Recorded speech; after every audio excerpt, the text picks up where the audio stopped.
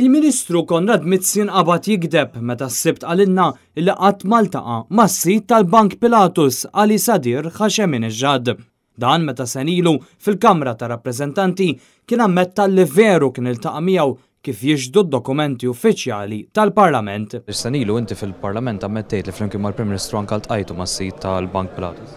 Le qatt ma ntqajtx ma kellix meetings uffiċjali dwar mal-Pilatus Bank. F'seduta parlamentari f'April tas-sena li għaddiet meta kienet iwieġeb mistoqsija parlamentari tad-deputat Kerol Aquilina dwar laqgħat li Mizzi seta' kellu ma' Ali Sadir, il-Ministru Konrad Mizzi kien għalhekk.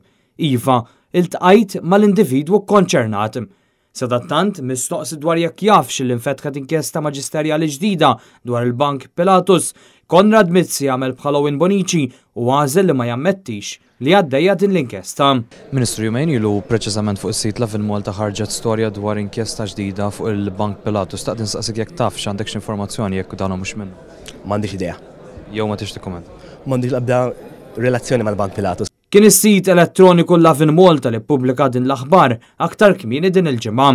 Ali Sadir jinsab taħt arrest fl-Istati Uniti fuq akkużi ta' frodi u ksur ta' sanzjonijiet internazzjonali, żewġ akkużi li għalihom qed jirriskja sentenza ta' 125 sena ħabs.